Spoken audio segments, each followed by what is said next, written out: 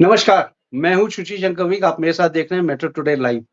Metro today live में आज हमारे साथ जो आए हुए हैं, हमारे पैनल पे वो हैं मिस्टर कल्याण जी, कांग्रेस के स्पोक्सपर्सन हैं और कांग्रेस के मंडल अध्यक्ष हैं जयपुर से सांगानेर से। तो कल्याण जी आपका बहुत-बहुत स्वागत है मेट्रो टुडे लाइव में। और metro today thank you live sir, thank you. में मेट्रो टुडे लाइव में आज सबसे ज़्यादा स्वागत है कि विकास जो हो रहा है, हमारा जो समाज है वो बिखरा हुआ है और समाज बिखरा हुआ होने की वजह से संयुक्त परिवार नहीं है। संयुक्त परिवार नहीं होने की वजह से ये पूरा बिखर गया है। तो इसके लिए क्या किया जाए कि संयुक्त परिवार हो? क्योंकि संयुक्त परिवार अगर नहीं होगा, तो संगठन मजबूत नहीं होगा, यानी घर का संगठन मजबूत नहीं होगा, तो देश का संगठन मजबूत नहीं होगा। तो कल्याण जी इस पे कुछ थोड़ा-सा प्रकाश डालें, फिर मैं आपसे और क्वेश्चन आंसर पूछता हूँ। कल्याण जी बोलें। देखिए सर, एक कहावत है कि बंद मुट्ठी लाख की खुल गई तो खराब की, या जी। ये कह सकते हो कि आप बंधी हुई बुहारी वही कचरा साफ कर सकती है, वही गंदगी साफ कर सकती है और आपको स्वच्छ और अच्छा वातावरण मिल सकता है। अगर जी। बुहारी की तरह, झाड़ू की तरह अगर तिनका तिनका परिवार बिखर जाएगा, तो वो किसी काम का नहीं रहता है। वो हर तरफ से ये है कि दुख पाएगा, हर तरफ से उसको कष्ट मिलेंगे और हर कोई आदमी उसको डोमिनेटेड करने हम लोगों जी। को पहले के जमाने में परिवार संयुक्त परिवार रहता था और उस परिवार में हंसी खुशी और अन्य कार्यक्रम जो होते थे बहुत ही हर्षोल्लास से मनाए जाते थे। उसमें हर जी। आदमी अपना अपना काम जो है ना डिवाइडेशन करके रखता था कि किस आदमी को क्या करना है। जैसा आदमी काम जानता था, जिस काम में वो हुनर होता था उसको, वो वही काम करता था और घर का पूरा परिवार खुश रहता था। सब एक दूसरे के दुख दर्द में काम आते थे। मगर हम धीरे धीरे एक वेस्टर्न कल्चर की ओर डेवलप हो गए, उनकी तरफ चले गए, वेस्टर्न कल्चर की तरफ, और उसको एडॉप्ट करने लगे और एक मानसिकता बना ली कि हम परिवार में रहते हैं तो हमारी निजता खत्म होती है, हमारी प्राइवेसी खत्म होती है। एक ये बहुत ही बड़ी मेंटलिटी है कि हम लोगों ने संयुक्त परिवार को बैकवर्ड मानना चालू कर दिया और जो पढ़े लिखे लोग आ गए जो अलग रहते हैं, उन लोगों ने भी धीरे धीरे करके संयुक्त परिवार वालों को ये कहना चालू किया कि ये तो पिछड़ा हुआ परिवार है, ये सदस्य नहीं है, पढ़े लिखे नहीं है, गंवार है, अनपढ़ है, ये एक साथ रहते हैं। ये चीजें धीरे धीरे करके हर आदमी के जहन में, हर आदमी के दिमाग में बैठ चुकी है और हर आदमी चाहता है कि मैं अकेला रहूं। अकेला रहेगा तो मुझे पता लगता है कि नहीं, मेरे को संयुक्त परिवार में रहना चाहिए। अब आज अगर हस्बैंड वाइफ दोनों साथ साथ रहते हैं और दोनों नौकरियां करते हैं, उसके बावजूद भी वो बहुत परेशान रहते हैं, दुखी रहते हैं, वो परिवार बढ़ाना नहीं चाहते क्योंकि एक की ड्यूटी नाइट की होती है और एक की ड्यूटी दिन की होती है। तो वो ये सोचते हैं कि अपना जो बच्चा होगा या हमारा परिवार बढ़ेगा, उसका लालन पालन कौन करेगा, उसकी नौकरी कौन करेगा, उसको खिलाएगा पिलाएगा कौन। तो पैसा तो जरूर आ रहा है, धीरे धीरे करके आदमी को मानसिक तनाव और प्रक्रिया बढ़ती चली जा रही है। इसीलिए आजकल हर आदमी जो है संयुक्त परिवार से विरक्त हो जाना चाहता है, संयुक्त परिवार में रहना नहीं चाहता क्योंकि उसको बहुत सारी चीजें जो है वो उसको चाहिए, फ्रीडम चाहिए। फ्रीडम के नाम पर ये है कि आप होटल में जाओगे, क्लब में जाओगे, मॉल में जाओगे, रेस्टोरेंट में जाओगे, खाना खाओगे, तो ये फ्रीडम है और वो चाहता है ये सारी चीजें संयुक्त परिवार में मिल पाती है। बाकी संयुक्त परिवार का एक जो एटमोस्फेयर है, वातावरण है, वो आदमी को मानसिक, शारीरिक, आर्थिक और बहुत अच्छी होता है क्योंकि उसमें अगर आपको अर्थ की जरूरत है, पैसों की आवश्यकता है, तो आपका परिवार है आपके साथ में है, वो आपकी मदद करता है। और अगर आप अकेले रहते हो तो आप बैंक से लोन लेते हो, बैंक से लोन लेने के बाद मानसिक तनाव बढ़ जाता है आपका, क्योंकि हर महीने उसको EMI देनी पड़ती है, तो EMI का बोझ होता है। इसलिए वो फिर है कि परिवार में या तो झगड़ता है या बच्चों को पीटता है या ऑफिस में जाके कुछ गलतियां करता है या डिप्रेशन की स्थिति में चले जाता है। तो सबसे बेस्ट तो यही है कि संयुक्त परिवार सबसे बेस्ट परिवार है और संयुक्त परिवार से आदमी हंसी खुशी बहुत ही आरामदायक जीवन यापन कर सकता है। सिर्फ है कि सोच को बदलना है। अगर मेरी सोच बिल्कुल पॉजिटिव है और हम एक दूसरे के प्रति समर्पित हैं, एक दूसरे के प्रति त्याग भावना रखें, तो संयुक्त परिवार में बहुत पॉजिटिव क्या जीवन यापन कर सकते हैं बनिस्पत जी अकेले के। जी जी जी, हमारे साथ आप जुड़ चुके हैं ब्रह्मदत्त पुरी जी, दंडी स्वामी ब्रह्मदत्त पुरी जी जुड़ चुके हैं और ये प्रयागराज से डायरेक्ट जुड़ते हैं। ब्रह्मदत्त जी संत महंत प्रकोष्ठ के अध्यक्ष हैं और गंगा गीता रक्षा मंच के भी सदस्य हैं। ब्रह्मदत्त पुरी जी, आपका बहुत बहुत स्वागत है मेट्रो टुडे लाइव में। और आपसे एक सीधा सवाल ये है कि परिवार और समाज के बीच में क्या संबंध है? धन्यवाद ब्रह्मदत्त जी। जी जी जी। उससे पहले परिवार और समाज के बीच में क्या संबंध है, इससे पहले मैं आपको एक चीज बता देना चाहता हूँ ब्रह्मदत्त जी। पापा ने तो जिंदगी का मतलब सिखाया और भाई ने हमें जीना सिखाया। अब जब बहन ने क्या किया, बहन ने हमें प्यार के रिश्ते निभाना सिखाया। ये तीनों चीजें सिखाई हैं माँ ने, बाप ने, बच्चे ने और अपने बहन ने। लेकिन जो दुनिया है, दुनिया उनको क्या सिखाती है, ये देखें आप। जी ब्रह्मदत्त जी। जी जी, भौतिक कल्चर की बातें हैं, ठीक है, ये अध्यात्म से हटके है और एक समाज कैसे बनता है, एक समाज कैसे जुड़ता है, और चाहे वो व्यक्तिगत हो, चाहे पारिवारिक हो, चाहे सामाजिक हो, तो व्यक्ति का अपना लाइफ, अपना जीवन है और अध्यात्म रीति से और अध्यात्म नीति से चले तो उसमें एकाकीपन तो चल जाता है। साधना मार्ग में जो है एक एक एक एक एक अकेला जो है व्यक्ति का चल जाता है, पर परिवार में अकेले का नहीं चलता है। तो इसीलिए कहते हैं कि एक जने की लकड़ी सात जनों की लकड़ी और एक जने का बोझ। तो उसके लिए जो है 7 जनों की जरूरत पड़ती है, तभी बोझ बनता है। तो परिवार को चलाने के लिए परिवार को कैसे संयुक्त रूप से रहें, कैसे चलाएं। अब बात ये आ रही है कि पहले परिवार में, आज से 30-40 साल पहले की बात आपको बताएं, जो हमारे समय पर, जो बाल्यकाल के समय की बात है, ये समझो कि 18-20 साल की बात होगी। तो उस वक्त आपस में समाज में एक दूसरे से मिलना, बैठना, उठना, एक दूसरे के घर में आना जाना, एक दूसरे के साथ अपने सुख की बातें करना। अब तो अड़ोस पड़ोस की तो बात छोड़ो, अपने घर के भीतर भी अगर 4 सदस्य हैं तो चारों कोनों में मुंह घुमाए होंगे। और इसका कारण ये है कि अब परिवार की बहुत दुर्गति है और स्थिति जो है इस वक्त, जब परिवार से ही हमारा ढांचा सही नहीं है तो समाज का ढांचा कैसे बनेगा।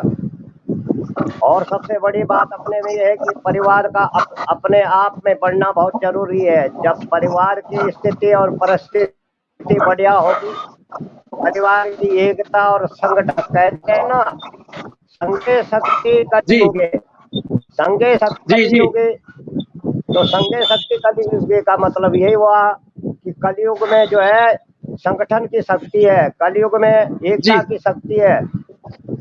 अगर एक रहेगा तो एक लकड़ी होगी तो हर कोई तोड़ देगा, और उसी लकड़ी को 7 लकड़ियों को इकट्ठा बनेगा तो तोड़ने की हिम्मत नहीं पड़ेगी। इतना तो मैं मानता हूँ कि साथ और संगत का प्रभाव ये होता है कि अगल बगल या कोई हमसे द्रोह करता है या घृणा रखता है या दुर्भाव रखता हो, ये सामाजिक सारी व्यवस्थाओं की बातें बता रहे हैं हम इस वक्त। तो उसमें जो है ब्रह्मदत्त जी, इसमें मैं आपको 1 मिनट रोकना चाहता हूँ। यहाँ पे क्या है, टूटते रिश्ते और बिखरते परिवार जीवन के हर मोड़ पर अहंकार के आगे झुकते हैं।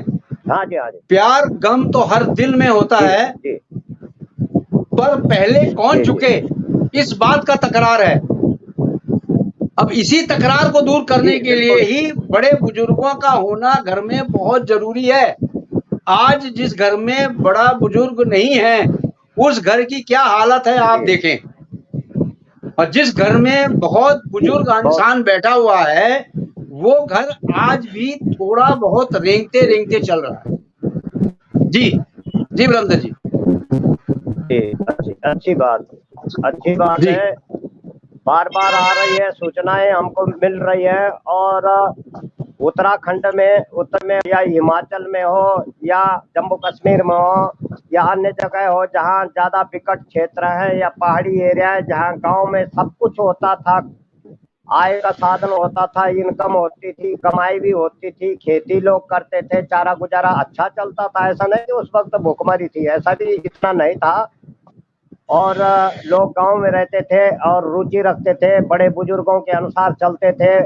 जैसे जी बोलते ना, गांव का जो सरपंच या सयाना होता था, पहले सयाना बोलते थे उनको। सियाना बोलते थे। जी तो जी जी सयाना का मतलब होता है कि सियाना। बुजुर्ग। हाँ, सयाना का इधर खैर भाषा, थोड़ा भाषा का अंतर हो सकता है। सियाना या सयाना यानी वो बहुत समझदार और बुजुर्ग और सम्मान्य आदमी समाज जी में। जी तो उनकी बात फिर वो सलाह देते थे, तो उनकी बात मान लेते थे। अब तो छोटा बच्चा भी, छोटा सा भी अगर होगा तो वो बुजुर्ग को सलाह, बोला दादाजी आप क्या जानते हैं, आपको क्या ज्ञान है, आप क्या जी समझते जी हैं। जी तो या तो फिर या तो ज्यादा उनको होशियारी का अहंकार हो गया है। और बड़ा पेड़ होता है, जो बड़ा पेड़ है उसको, अगर बड़ा पेड़ को झुकने की आशा तो नहीं होती है। जब छोटा पौधा रहता है तो झुकने की आदत डालनी चाहिए उसको, जैसा डालोगे ठीक है। अभी कल्याण जी, ये तो हमारे आ रहे हैं वापस। इनका नेटवर्क थोड़ा ब्रह्मदत्त जी का ठीक नहीं है, तो ब्रह्मदत्त जी बता कर्मों रहे की थे कि वजह कैसे से। संयुक्त परिवार होना जी, चाहिए उसके बारे में। वो जी ब्रह्मदत्त जी बोले। और बुजुर्ग बुजुर्ग जो होते थे, तो बुजुर्गों के अंदर गुण गुण धर्म और सहजता सरलता पहले पुराने लोगों में अच्छी एक खासियत ये भी थी कि एक दूसरे के दुख सुख में, एक दूसरे के अगर आपस में विवाद झगड़ा होता तो वो बुजुर्ग सयाना समझा लेते थे, तो मान जाते थे लोग। अब तो बुजुर्गों की बात मानने को राजी नहीं है। अब की पीढ़ी तो जो है अपने से बड़ों को बिल्कुल जो है मुंह के सामने तिरस्कार अपमान कर देते हैं। अब बेटा जो है बाप की सेवा करने को तैयार नहीं है। वो देश की स्थिति परिस्थिति आ रही है कि वृद्ध आश्रमों में छोड़ के आ रहे हैं अपने माँ बापों को। सलाह क्या लेंगे वो, सलाह की तो बहुत दूर की बात है। तो इसका मतलब यह है कि वो ये समझते हैं कि हमारे लिए अब सारा नहीं है, बेसारा हो गया है, तो इनको निकाल दो घर से। ऐसी यानी जब तक मानसिकता हमारी रब। माता पिता उनको पैसे दे रहे थे, उनकी वो कर रहे थे, इज्जत कर रहे थे, तब तक तो ठीक था। अब माता पिता थोड़े बुढ़े हो गए तो उनको वृद्ध आश्रम में भेज दो।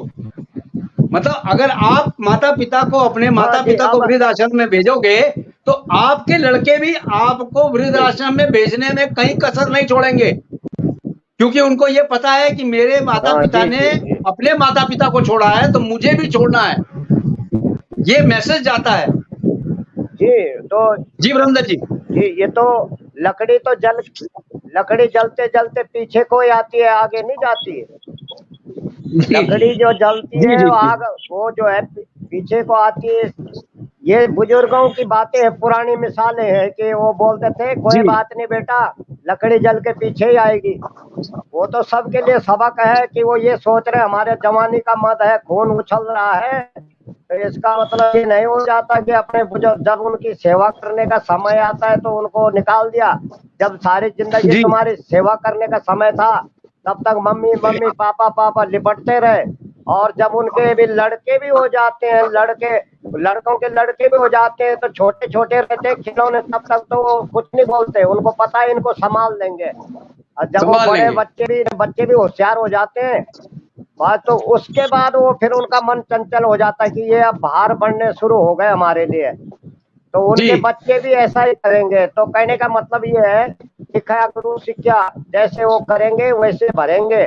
इसलिए कहा है जी जी महापुरुषों ने कि जैसा करोगे वैसा भरोगे। यानी तुम भी अपने बुजुर्गों को घर से निकालोगे, आने वाली पीढ़ी भी तुमको घर से निकालेगी। वो बोलेंगे तुम क्या बड़ी सेवा करते थे अपने पापा की, है, तुमने जी तो जी जी पापा को निकाल दिया था, वृद्धाश्रम छोड़े आए थे, अब हमसे जी जी सेवा की बात न करें। तो ऐसा हो जाता है करेक्ट। उनके पास जवाब कुछ नहीं रहेगा। एक बात यह है, परिवार टूटने का, एकाकीपन होने का, और अलगाववाद अलगाववाद आज वो फैल रहा है इन्हीं बुद्धि के, इन्हीं नीति और निष्ठा से हो रहा है कि हमारे दिमाग में अकेलापन ज्यादा है कि भैया हम भाई के साथ नहीं रहेंगे, भाभी के साथ नहीं रहेंगे, बहन के साथ नहीं रहेंगे। कभी भाभी ननद से झगड़ा करती है, कभी ननद भाभी से झगड़ा करती है। तो झगड़ा होने का मतलब परिवार में यही है कि वो संयुक्त रूप से उनके क्षमता शक्ति खत्म हो गई है। वो प्रेम से एकता से आपस में मिलकर रहना नहीं चाहते और जी जी वो चाहते हैं कि हम आजाद रहें, स्वतंत्र रहें। तो आजादी हमें जी जी भारत में अकेले रहने की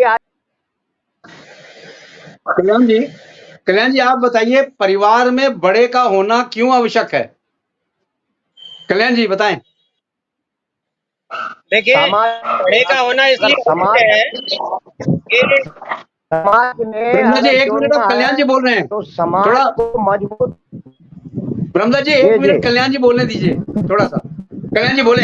बड़े का होना ये आवश्यक है कि जो बड़ा होता है, बुजुर्ग होता है, तो हर चीज का अनुभव होता है, वो उन परिस्थितियों से गुजर चुका होता है और उसको प्रैक्टिकल अनुभव होता है कि किस चीज का क्या परिणाम होगा और किस चीज को करने से क्या हानि होगी। ठीक इसलिए है।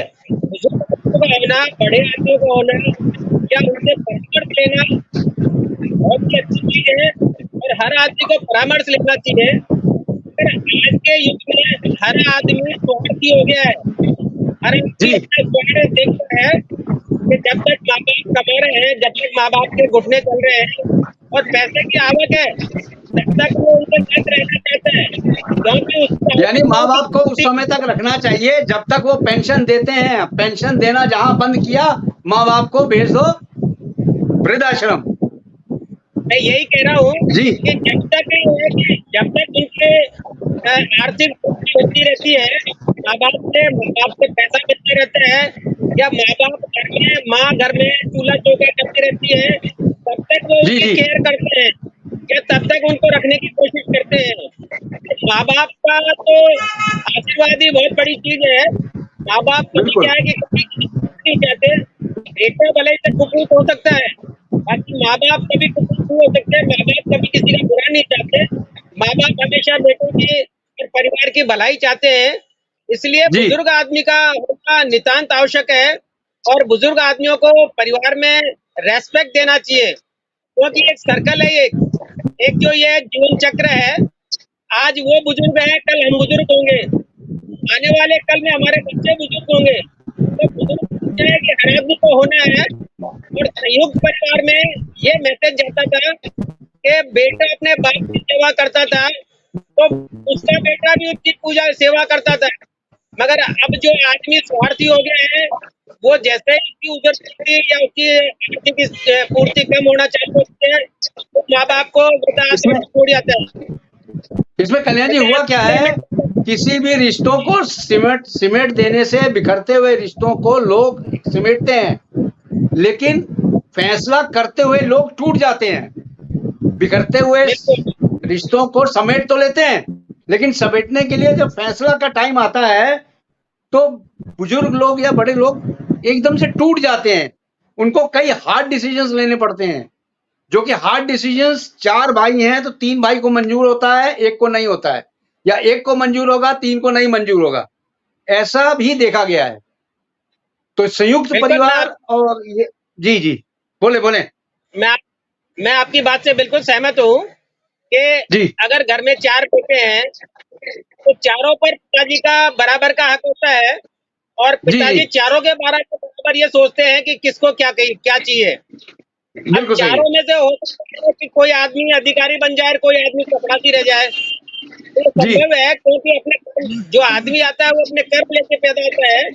तो पिताजी तो उनको सबको बराबर सोचते हैं कि जो अधिकारी है वो अपनी पूर्ति कर सकता है, मगर एक चपरासी है उसको मेरी ज्यादा आवश्यकता है, वो अपने गृहस्थी चलाने में असमर्थ है।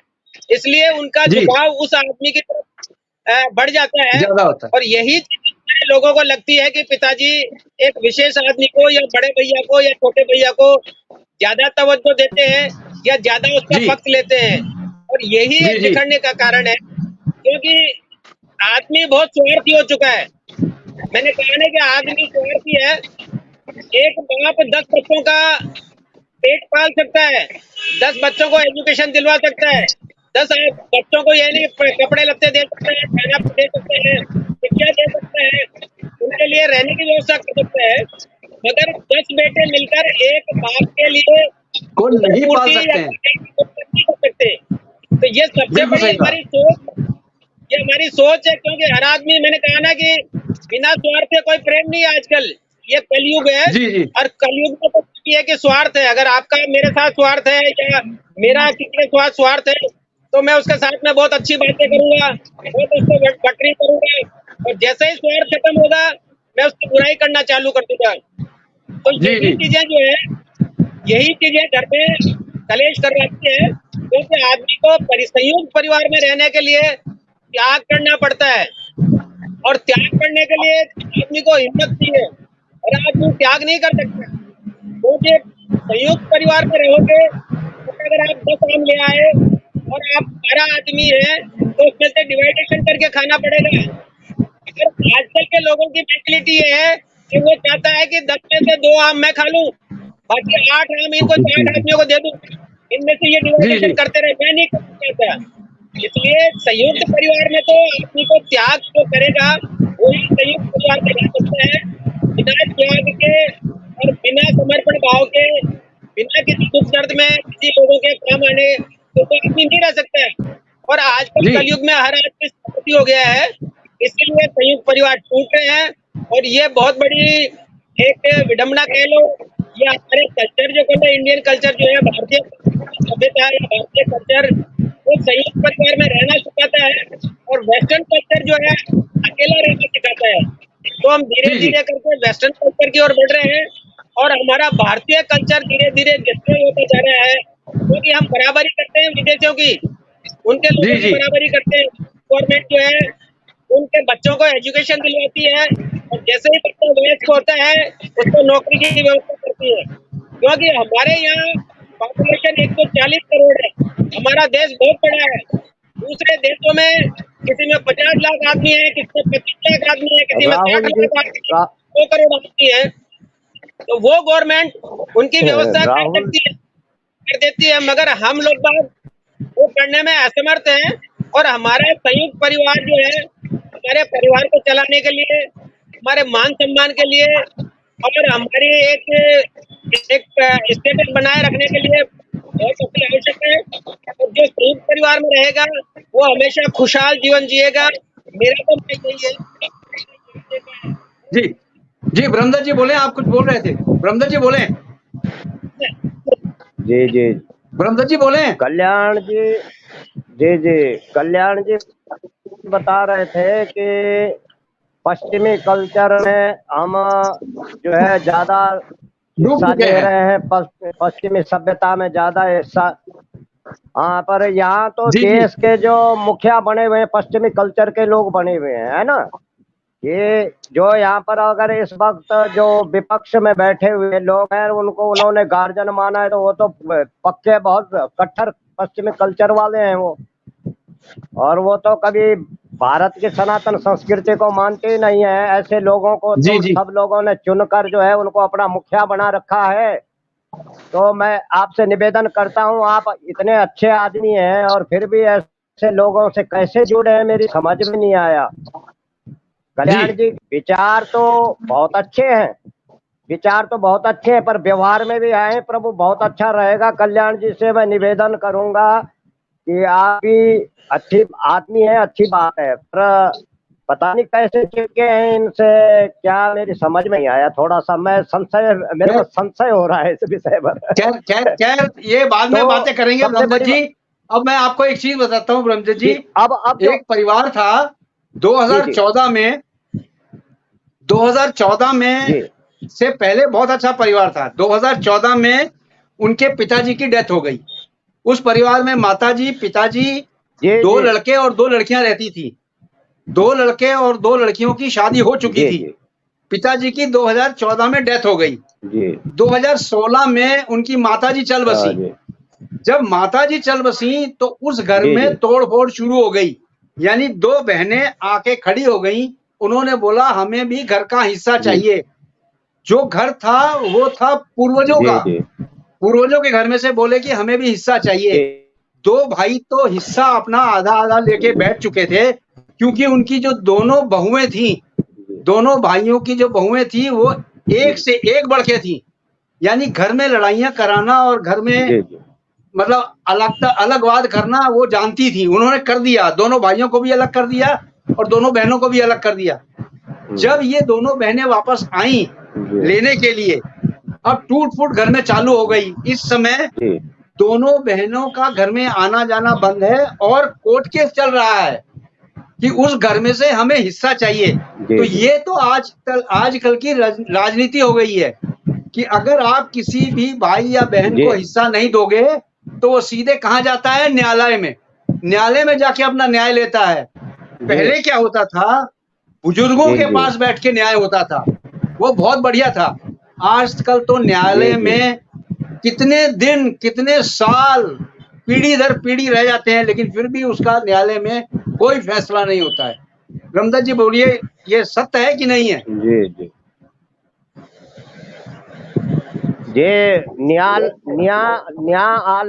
न्याय का आलय माने न्याय का घर।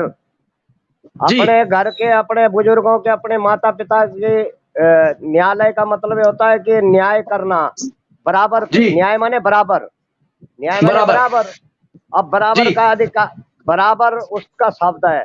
तो बराबर दो लड़के हैं तो दो लड़के हैं, उनके आंख, जब आंख, हमारी दो आंखें बराबर है, अब दो आंख बराबर है तो उसी तरह है। अब जब दो लड़के हैं, दो लड़कियां हैं, अब दो भाइयों की बहुएं आ गई, दो बेटियां दे दी, दो बेटियां ले आए। इसका मतलब यही हुआ जी। अब वो बेटियां, दो बेटियां जो है, ये कहते हैं हमारा जो है चार पत्ती होनी चाहिए, इसकी एक बीघे में से चौथा हिस्सा सबका होना चाहिए, यानी 4 हिस्से होने चाहिए। यही हुआ उनका तात्पर्य। जी जी। तो क्या वो जो बहुएं लाई हैं, वो बहुएं भी अपने मायके से अपना हिस्सा लेके आई हैं या लेना चाहती हैं? ये भी जानना जरूरी है माननीय उच्च न्यायालय को। अगर बात आती है या न्यायालय की कोई बात आती है तो उनसे ये प्रश्न उठना चाहिए कि वो बेटियां भी जो अपना हिस्सा मान लिया जाए वो मांगती हैं, तो वो जो दो बहुएं हैं, फिर उनका भी अधिकार बनता है, उनका भी अधिकार अपने मायके से हिस्सा, बराबरी का हिस्सा बनता है। अगर वो अपना हिस्सा उन दो बहनों को भी देना चाहते हैं, 4 पत्ती करना चाहते हैं, जो उनकी दो बहुएं हैं, वो भी फिर ये बात उठाएंगे कि मायके से हमें भी हिस्सा हमको मिले, क्योंकि उसका अब घर ये हो गया है जहाँ उसकी शादी होती है, बेटी का जो अपना घर वो बन जाता है। मायके तो मात्र एक अनुशासन, आज्ञा और विश्वास और भाव और प्रेम का होता है। और फिर जो है उसके जैसे जैसे परिवार विस्तृत होता है, बढ़ता है, उसी तरह उसका भाव उनसे जुड़ जाता है, तो वो धीरे धीरे भूल जाती है। जब धीरे धीरे भूल जाती है तो या तो फिर अब लड़की हो या लड़का, जैसे अभी कल्याण जी भी बता रहे थे, ये बात थोड़ा इसमें भी हम समर्थन करते हैं कि स्वार्थ का कारण है। जो परिवार बिखर रहे हैं वो स्वार्थ से ज्यादा ही बिखर रहे हैं। हम इतने स्वार्थी हो गए हैं कि परिवार तो छोड़ो, राष्ट्र भी बिखर रहा है। क्या कारण है कि राष्ट्र में जो बिखरा सापन लग रहा है, ये भी आज उसी का कारण है कि स्वार्थ है, और व्यक्तिगत स्वार्थ के लिए आदमी कुछ भी करने को तैयार है। तो इसलिए जो है परिवार में फूट पड़ती है, परिवार उजड़ते हैं, देश उजड़ता है, समाज उजड़ता है। टूटन की स्थिति में, हाँ अभी जी उससे पहले थोड़ा ये आ रहा था, थोड़ा पहाड़ों की बात हमने छेड़ी थी कि पलायन क्यों हो रहा है पहाड़ों में। पलायन का कारण ये है कि अब नई बहुएं, नई जनरेशन हो गया, नई पीढ़ी है, नई बहुएं हैं, नई बेटियां हैं, नवेली दुल्हन आती है घर में, तो वो आते ही फिर हिस्सा करने की बात करने लग जाती है। बोले हम तो सास ससुर के साथ नहीं रह पाएंगे, ये तो बहुत बड़ा पहाड़ी इलाका है, हम तो यहाँ नहीं रह पाएंगे, हमें भी अपने साथ दिल्ली ले चलो, हमें हरियाणा ले चलो, हमें पंजाब ले चलो, हम तो पलायन में रहे। तो इसलिए भी आज जो पहाड़ों में सरकार के समझ में भी नहीं आ रही पलायन हो क्यों रहा है, सब प्रश्न पूछ रहे हैं। पलायन होने का कारण यही है कि हम जो है अपने बुजुर्ग, न तो हमारे अंदर बुजुर्गों की सेवा करने का भाव है, न हमारे अंदर अपनी मट्टी से प्रेम है, ना अपने अरे मातृभूमि से गुरुदेव, प्रेम है, क्षमा चाहता केवल हूँ। शान शौकत के बुजुर्गों, लिए वो अपने बुजुर्गों का, आज की जो बहू है अपने माता पिता के सेवा क्या करेंगी, अपने पति की सेवा ही नहीं करती हैं वो तो। गुरुजी, ऐसी आ गई हैं आजकल पत्नियां, अपनी पति की सेवा ही नहीं करती हैं, तो कैसे ये कटु निभेगा? सत्य है। जिनको घर से पहले से बचपन से आदत पड़ी हो कि हर चीज स्वार्थगत है, हर चीज स्वार्थगत है, तो बचपन से जैसे संस्कार डाल दिए जाते हैं वो संस्कार आगे तक काम करते हैं। वो बचपन के दिए हुए संस्कार जो है वो मतलब अगर देखो, वो कहेंगे पापा मैं आपका तौलिया तब लाऊंगा, पहले मुझे एक टॉफी दो, मेरे को चॉकलेट दो। बिल्कुल सही। अब ऐसी भावना जब उनके अंदर, और गलती पापा जी की भी है, पापा जी जो है हर काम जो है किराए दे के करवाते हैं अपना। कम से कम हमको ये भी तो कुछ गलती पापा जी की भी है कि पापा जी प्रेम बस और मोह बस ऐसे हो गए कि वो जो है जो वो मांगे वो देने को तैयार है, तब काम कराएंगे। वो जब बड़े हो जाते हैं, जवान यंग हो जाते हैं, उनको वो पुरानी आदत जाती नहीं। पापा पेंशन में से इतना हमको दो, इतना ऐसा हमें तो यहाँ रहो, तो जाओ अपना व्यवस्था करो। तो वो आदत वो जाती नहीं है, वो आदत फिर वो धीरे धीरे धीरे बढ़ती जाती है। इसका भी कारण है नारायण, घर में जो है कल्याण जी, अब जो कुछ मोह माया के जाल में। जी मैं वापस आता हूँ आपका ब्रह्मदत्त जी, जरा कल्याण जी से पूछ ले। कल्याण जी, जो पेंशन युक्त माता पिता हैं उनको तो जो घर में रहने वाले हैं उनको ऐसे सोच सवर के रखते हैं जैसे कि सोना हो, सोना देने वाली चिड़िया हो। और जब वो पेंशन लेने के लिए जाते हैं, यानी पेंशन लेने के लिए बैंक में जाते हैं अपने माता पिता के साथ, तो पूरा दिन माता पिता की ऐसी सेवा करते हैं, ऐसी सेवा करते हैं जैसे कि वो माता पिता ही है, उनके और कोई है ही नहीं इसके अलावा, भगवान से भी ज्यादा सेवा करते हैं। लेकिन जहां पेंशन उनके हाथ में आई, धीरे धीरे एकदम से रुष्ट हो जाते हैं और एकदम से अलगवाद हो जाता है। तो इसका क्या कारण है कल्याण जी? देखिए, इसका कारण यही है, सबसे बड़ा वो है आर्थिक फायदा उठाना और आर्थिक अपनी पूर्ति करना। सबसे बड़ा रुपया, माँ बाप, आप ऐसा बोल रहे हैं, सबसे बड़ा रुपया बाप ना, वही एक वही उसे मैं कहना सबसे बड़ा रुपया, सबसे बड़ा रुपया है जी। वो कहते हैं कि पूरे संसार में स्वार्थ के बिना किसी का किसी से कोई प्रेम नहीं है। यानी कि आज जिसके पास पैसा है, जिसके पास पैसा है उसी के पास ही लोग रहना भी पसंद, यानी जहां शहद है वहीं मक्खी आएगी, ये तो निश्चित है। वही स्वार्थ, मैंने कहा ना कि आदमी का स्वार्थ जहाँ उधर पूर्ति हो रही है, खाने को अच्छा मिल रहा है, पहनने को अच्छा मिल रहा है, सारा सामान वो उठा रहे हैं, तो वो स्वार्थ है। जैसे ही स्वार्थ खत्म होता है आदमी उससे दूरी बढ़ाना चालू कर देता है। और यही एक, और संयुक्त परिवार में नहीं होता था पहले। संयुक्त परिवार में जिस आदमी को तकलीफ होती थी उसको पूरा परिवार सहयोग करता था और उसको अपना सपोर्ट करता था, उसको काम खाना पीना रहना करना। जी, संयुक्त परिवार में तो मैंने ये देखा है, सबसे पहले बुजुर्गों को खाना दिया जाता था, सबसे पहले बुजुर्गों को खाना दिया जाता था, उनको परोसते थे, वो खाना खाने बैठते थे, उसके बाद लोग बैठते थे।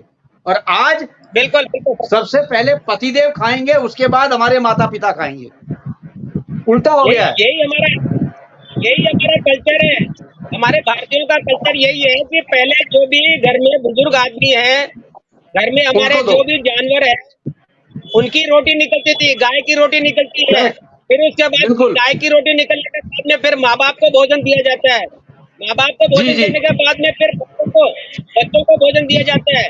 बच्चों के भोजन करने के बाद में कुछ बचता है तो वयस्क आदमी या समर्थ आदमी भोजन ग्रहण करता था, और उसके बाद में भी स्त्रियां, यही तो त्याग है, यही त्याग की मैं बात कर रहा था कि जो परिवार में रहेगा उसको त्याग करना पड़ेगा। आदमी त्याग भी करना चाहता है, अब आदमी चाहता है कि जो भी है सब मैं ले लूं, बाकी सब लोग बाग भूखे मरे। तो ये स्वार्थ वाली चीजें हैं, यही संयुक्त परिवार को तोड़ रही है। और ये संयुक्त परिवार ही इंडियन की पहचान है, भारतीयों की पहचान है।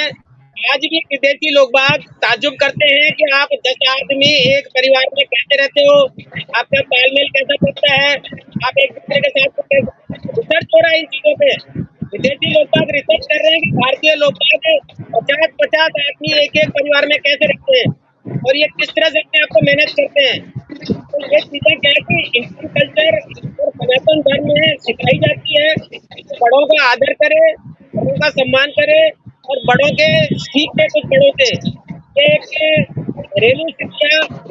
जी जी जी बोलिए सर। कल्याण जी, आज भी एक परिवार है, हिमाचल में एक परिवार है, 110 आदमियों का संयुक्त परिवार है, सांझा चूल्हा सर। वहां जलता है, वहां पे सबसे बुजुर्ग आज भी हैं और उनकी इज्जत वैसे ही होती है जैसे घर में बड़ों की इज्जत होती है, और आज भी वही रवैया वहां चलता है। इसलिए वो 110 लोग जो हैं एक ही परिवार के एक छत के नीचे ही रहते हैं।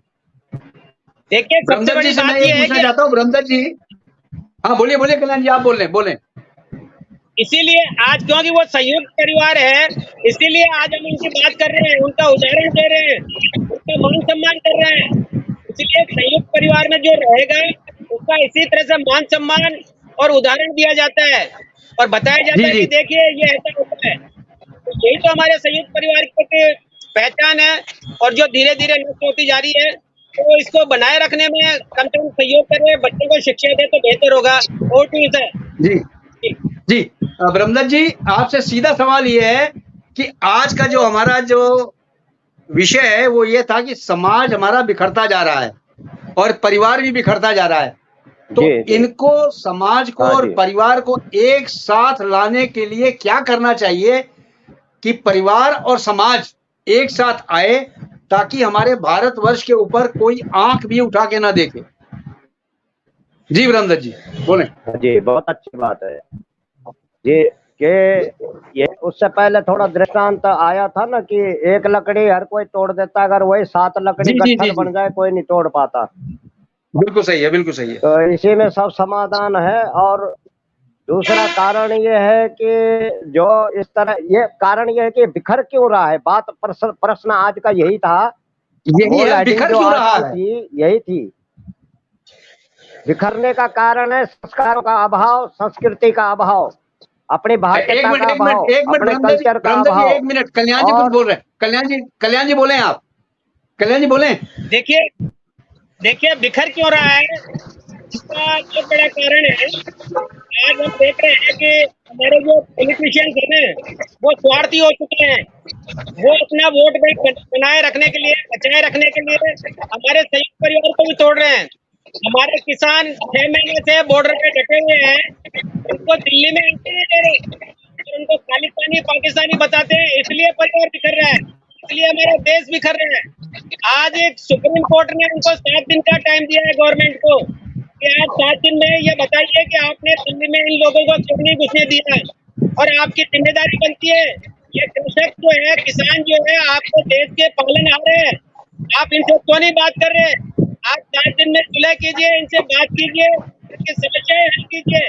अगर ये जो पॉलिटिशियंस है ना, सत्ता में बैठे हुए लोग अहंकार के मत में, ये लोग इनसे सलाह नहीं करना चाहते, बात नहीं करना चाहते, इसीलिए ये हमारा परिवार बिखर रहा है। जहाँ विरोधाभास होता है, जहाँ हम एक दूसरे का सहयोग नहीं करते, एक दूसरे के दुख दर्द को नहीं समझते, तो ऐसा ही हमारा संयुक्त परिवार में भी टूटता है।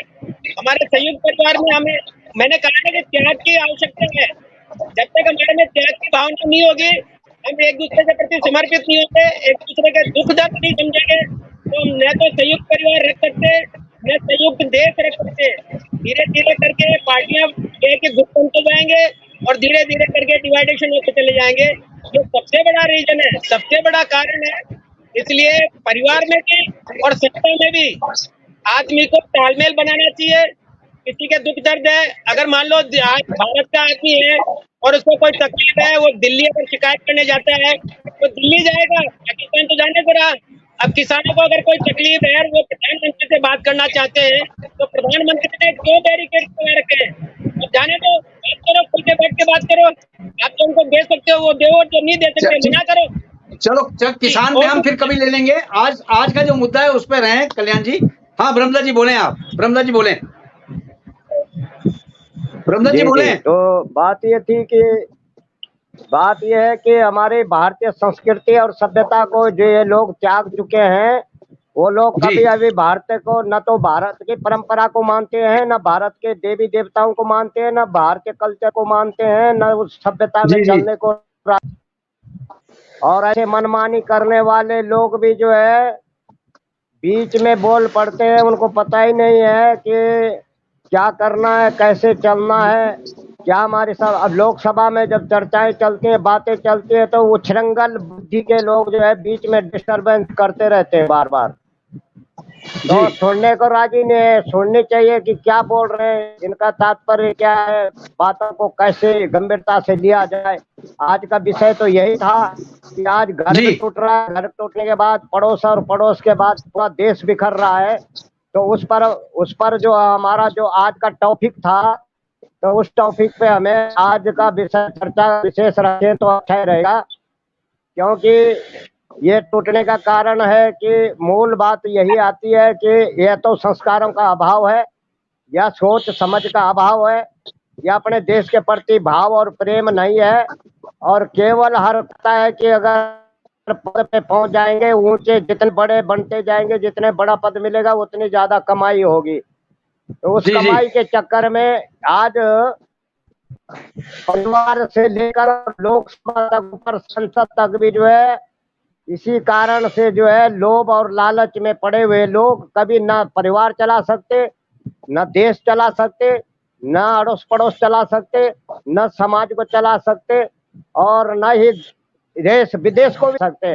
तो इसलिए जो है अगर हमको किसी प्रकार से अपने परिवार से, पड़ोसी से, देश से, प्रदेश से, राष्ट्र से प्रेम करेंगे तो ठीक है।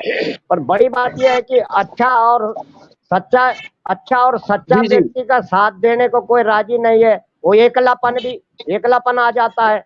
अगर उसके सत्य के साथ होने सब ना, तो देश मजबूत हो जाएगा। अब जब हम जी, जी, लोग जी। जो है असत्य खड़े रहते हैं, पूरी चैन बना लेते हैं, पूरी माला बना रहे हैं, तो बताओ देश बिखरेगा ही तो इन हालतों में, ठीक कैसे एक ठीक हो है, ठीक है। पाएंगे। इसलिए परिवार में जी। भी जी, स्वार्थ जी। की वजह से ही बिखर रहे हैं। और जी, ब्रह्मदत्त मैं जी, और बिल्कुल मेरा सही जो कह रहे हैं मोह आप है कि केवल अगर अपने तक देश को सीमित है। जोड़ना है तो सबसे पहले परिवार जुड़े, परिवार एक हो, उसके बाद देश एक होगा। जी समय हमारे पास इतना ही था। आप सबका धन्यवाद जी, बहुत-बहुत जुड़ने का। जय हिंद, जय भारत। जय हिंद, जय भारत। जय भारत।